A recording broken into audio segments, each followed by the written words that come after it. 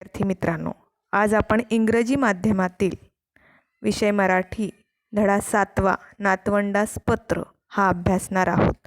लेखक आहेत नंदू नाटेकर. हे नंदू नाटेकर आहेत ज्यांचं चित्र इथे आपल्याला दिसत आहे. आता नातवंडास पत्र म्हणजे काय? नंदू हे इथे काय आजोबा आहेत आणि त्यांच्या नातवंडांना ते पत्र लिहित आहेत. तो हा पाठ आहे, बरोबर. तर चला तर मग पाठाकडे वळूया. पाठाचं नाव आहे नातवंडास पत्र. मी प्रस्तावना वाचत आहे. नंदू नाटेकर, नंदकुमार नाटेकर, 1933. हे भारताचे माजी बॅडमिंटन राष्ट्रीय विजेते आहेत. नाटेकर यांनी भारतासाठी 15 वर्षाच्या कारकिर्दीत 100पेक्षा अधिक राष्ट्रीय आणि आंतरराष्ट्रीय पुरस्कार मिळवले आहेत.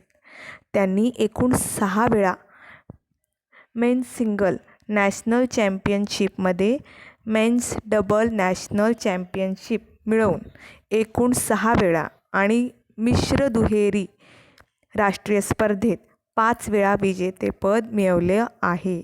1961मध्ये त्यांना अर्जुन पुरस्काराने सन्मानित करण्यात आले होते. आता खेळ क्षेत्रातील अगदी काय म्हणतात माहिती का, एक नामांकित पुरस्कार म्हणून अर्जुन पुरस्काराकडे पाहिलं जातं. तोही पुरस्कार नंदू नाटेकर यांना मिळालेला आहे. हे इथे आपल्याला जनरल नॉलेज मिळत आहे, बरोबर. किती साली? तर 1961 साली. प्रस्तुत पाठातून लेखकाने निसर्ग सानिध्यात गेलेले समृद्ध बालपण, बॅडमिंटनची आवड आणि सातत्यपूर्ण परिश्रम आणि यातून संपादित केले उज्ज्वल यश या गोष्टींविषयीचा संवाद पत्ररूपाने आपल्या नातवंडांशी साधला आहे. प्रस्तुत पाठ आजी आजोबांची पत्रे या पुस्तकातून घेतला आहे. चला तर मग पाठाकडे वळूया.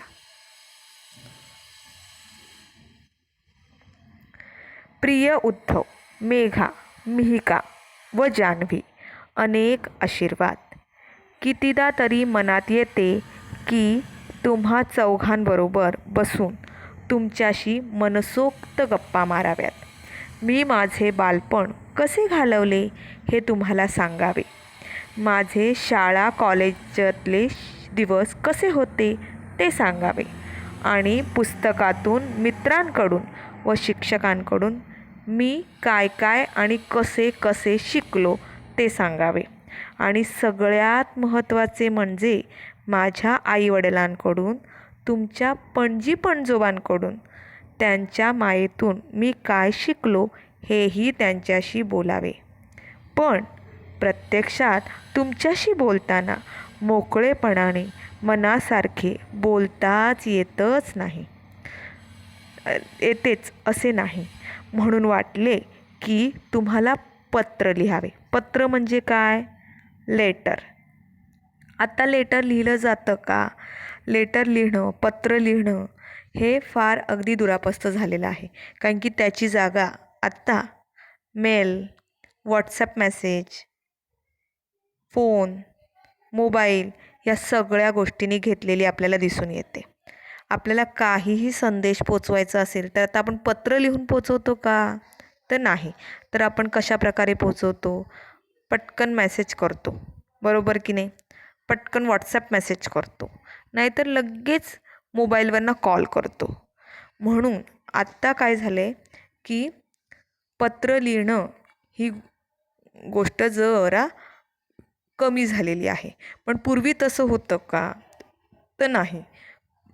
तर पत्र लिहूनच खुशाली ही विचारली जात असे, आपली खुशाली ही सांगितली जात असे. तर पत्र तुम्ही कधी लिहिलं आहे का विद्यार्थी मित्रांनो कोणाला पत्र? पत्रलेखन हे तुम्हाला अभ्यासण्यासाठी ही असतं. औपचारिक आणि अनौपचारिक असे पत्राचे 2 भाग पडले जातात. तसंच हे अनौपचारिक भागात मोडणारं पत्र आज आपण अभ्यासत आहोत. मी शिकायला सांगलीला होतो. सांगली हे महाराष्ट्रातीलले एक गाव आहे. आमच्या शाळेला खूप मोठे मैदान होते आणि त्याजवळ एक बाग होते. बाग म्हणजे काय? गार्डन. हां, आता सांगलीला शिकायला लेखक होते आणि मोठी शाळा होती, त्याभोवती मोठं गार्डन होतं. इथे लेखकाने त्यांचे अनुभव सांगायला, शेअर करायला सुरुवात केलेली आहे.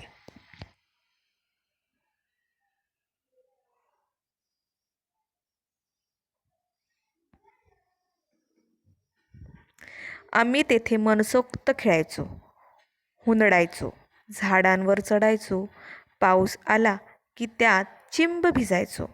निदान सुट्टीमध्ये तरी तुम्ही तुमच्या मोठ्या शहरातून बाहेर पडून थंड हवेच्या गिरीस्थानावर किंवा छोट्या गावी गेले पाहिजे.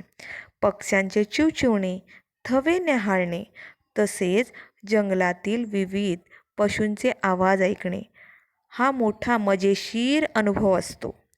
मोकळे आकाश, वाहती नदी आणि झाडे आपल्यासाठी गमतीचा नजराणाच आणत असतात. त्यांची मजा तुम्ही लुटली पाहिजे. आता इथे एक ना ह्या आजोबांनी म्हणजे नंदू नाटेकरांनी एक संदेश त्यांच्या नातवंडांना दिलेला आहे. तो संदेश आपल्यासाठी पण आहे बरं का. कारण की जेव्हा सुट्टी पडते तेव्हा आपण मामाच्या गावाला किंवा आजी आजोबांकडे हे जात असतो. पण एका शहरातनं दुसऱ्या शहरी जाण्यापेक्षा आपण गावाठिकाणी ग्रामीण भागात सहल करणं किंवा तिथे जाऊन सुट्टीच्या दिवशी सुट्टीचे दिवस व्यतीत करणं, घालवणं हे फार गरजेचं असतं. त्याचबरोबर गिरीस्थानं म्हणजे काय, हिल स्टेशन. हिल स्टेशन कोणकोणती आहेत बरं, तुम्हाला आहेत का? माथेरान, महाबळेश्वर, सिमला, मनाली हे सगळे काय आहेत, स्टेशन आहेत, बरोबर की नाही. गिरीस्थानकं म्हणजे काय, हिल स्टेशन. मग अशा ठिकाणी गेल्यावर आपल्याला मुबलक प्रमाणात अगदी स्वच्छ नैसर्गिक ऑक्सिजन, प्राणवायू हा मिळत असतो आणि आपल्याला अगदी फ्रेश वाटत असतं, बरोबर की नाही. शहरी ठिकाणी तसं फ्रेश आपल्याला वाटत असतं का, तर नाही. जर म्हणजे शहरी क्षेत्रातील वातावरण आणि ग्रामीण क्षेत्रातील वातावरण यामध्ये तफावत असलेली आपल्याला दिसून येते आणि ग्रामीण क्षेत्रात अगदी मोकळी हवा आपल्याला अनुभवायला मिळते, बरोबर की नाही. माझ्यापुरतेच बोलायचे तर मी अभ्यासामध्ये काही फारसा चांगला नव्हतो. मला खेळायला फार आवडायचे आणि बॅडमिंटनची आवड मला लहान वयातच लागली होती. निरनिराळे चषक व ढाली घेतलेले माझे कितीतरी फोटो तुम्ही पाहिले आहेत ना. सातत्याने परिश्रम करूनच मी विजेता खेळाडू होऊ शकलो. आंतरराष्ट्रीय सामन्यात आपल्या देशाचे मी प्रतिनिधित्व केले. मला अर्जुन पुरस्कार मिळाला. आता स्वतःविषयी माहिती या पॅरेग्राफमध्ये नंदू नाटेकरांनी दिलेली आहे, बरोबर की नाही नातवंडांना. ती काय आहे, तर वेगवेगळे चषक म्हणजे वेगवेगळे ढाली हे त्यांना काय मिळालेले आहेत, त्यांनी मिळवलेले आहेत, जिंकलेले आहेत, पटकावलेले आहेत आणि त्यांना अर्जुन पुरस्कारही मिळालेला आहे. म्हणजे खेळामध्ये अगदी काय त्यांनी अगदी नावलौकिक केलेलं आहे, इथं यामधून आपल्याला समजून येते. तुम्ही कोणता ना कोणता खेळ खेळलाच पाहिजे. मग तो क्रिकेट, टेनिस, बॅडमिंटन असो. तुम्हाला जो कोणता आवडत असेल तो खेळ असू दे. खेळ खेळण्यामुळे आपल्या आयुष्यात शिस्त येते. कोणत्याही प्रसंगाचा सामना कसा करायचा, अगदी हरावे लागले तरी कसे हरायचे, ते खेळ आपल्याला शिकवतात. जिंकलो तर जिंकण्याचा आनंदही मिळवून देतात. आता बघा इथे एक ना आपल्याला सूचना दिलेली आहे. एक काय म्हणतात की एक वेगळीच गोष्ट इथे लेखकांनी मांडलेली आहेत आणि एक म्हणतात ना एखादी गोष्ट वाचली का त्याच्यातनं मॉरल निघत असतं, हो की नाही. असं एक मॉरल इथे आपल्याला मिळालेलं आहे. ते म्हणजे काय आहे, मॉरल ऑफ द इथे गोष्ट म्हणजे काय, पॅरेग्राफ असं म्हटलं तरी काही वावगं ठरणार नाही. तर खेळ हे खेळलेच पाहिजे. त्याच्यातून काय होत असतं, एक शिस्त आपल्या अंगी आपण बाणवत असतो, बरोबर की नाही. आणि खेळताना खेळाचे नियम असतात. त्या नियमामध्ये राहूनच आपल्याला खेळ खेळायला पाहिजे असतात. तसंच वर्तन आपल्या हातून होणं गरजेचं असतं, बरोबर की नाही. म्हणजे आपोआपच आपल्या अंगी शिस्त येते, हो की नाही. प्रत्येकाने दररोज काहीतरी व्यायाम केलाच पाहिजे. मला वेळ नाही ही सबब सांगू नका. वेळ नाही म्हणून जेवण करायचे राहते का? दोन्ही जेवणासाठी कसा बरोबर वेळ मिळतो? मी म्हणतो ते पटते का तुम्हाला? जर काहीच व्यायाम झाला नसेल तर आज वयाच्या 66व्या वर्षीसुद्धा मला जेवावेसे वाटत नाही. तुम्ही जसे मोठे व्हाल, शाळातून कॉलेजात जाल, तसतसा तुम्हाला कमीच वेळ राहणार आहे. पण तरी तुम्ही व्यायामासाठी 3 ता 2 तास काढलेच पाहिजेत. मग तो व्यायाम खुल्या मैदानावरील असो, एखाद्या क्लबातील असो किंवा खास व्यायामशाळासाठीच असलेल्या जिममधला असो. आता इथे एक आपल्याला संदेश दिलेला आहे नाटेकरांनी की दररोज व्यायाम करणे फार गरजेचं आहे. आपण जेवतो की नाही रोज? आपण नाही म्हणतो का की नाही, एक दिवस नाही जेवलं, दुपारचं नाही घेतलं तरी रात्रीचं घेणारच की नाही जेवण आपण? त्याचप्रमाणे आपण व्यायामही केला पाहिजे. म्हणजे इथे काय सांगतायत लेखक? जर आपल्याला भूक लागल्यावर आपण जेवतोय, तहान लागली तर पाणी पितोय, तसंच आपल्या शरीराला कसरतींची गरज असते आणि ती कसरत ही व्यायामातून होत असते आणि दररोज व्यायाम करणं हे फार गरजेचं आहे. इथे असं लेखकानं सांगितलेलं आहे. बरोबर की नाही? आयुष्यातील प्रत्येक गोष्ट शाळा कॉलेजांमध्ये शिकवून येत नसते, होय ना? म्हणून तुम्ही जसे मोठे व्हाल तसे तुम्ही आपले स्वतःचे शिक्षक व्हा. टेनिसमध्ये एखादा चेंडू रेषेच्या आत आहे की बाहेर हे आपणच पडताळून पाहतो आणि त्याचप्रमाणे तो खेळायचा की सोडून द्यायचा हे ठरवतो ना. तसेच प्रत्यक्ष आयुष्यामध्ये देखील आपल्याकरिता चांगले काय आणि वाईट काय हे तुम्हाला कळले पाहिजे.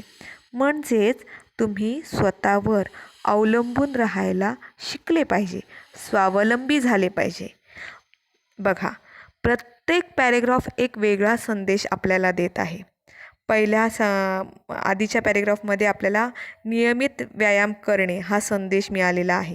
बरोबर की नाही? मग तो काय जिममध्ये जाऊन असो, खुल्या मैदानातली असो किंवा क्लबमधील असो, आपण कसरत ही करायलाच पाहिजे. आत्ताच्या पॅरेग्राफमध्ये आपल्याला काय संदेश मिळतोय?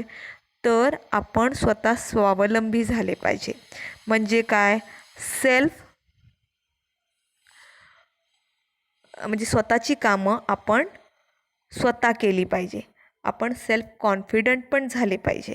बरोबर की नाही? आपण दुसऱ्यांवरती अवलंबून नाही राहायला पाहिजे. आपण प्रत्येक गोष्टीत आपल्या आई वडील, घरातील इतर मंडळी यांच्यावर अवलंबून असतो. बरोबर की नाही? पण हे चुकीचं आहे की नाही? म्हणून आपण आपली कामं स्वतःच केली पाहिजेत.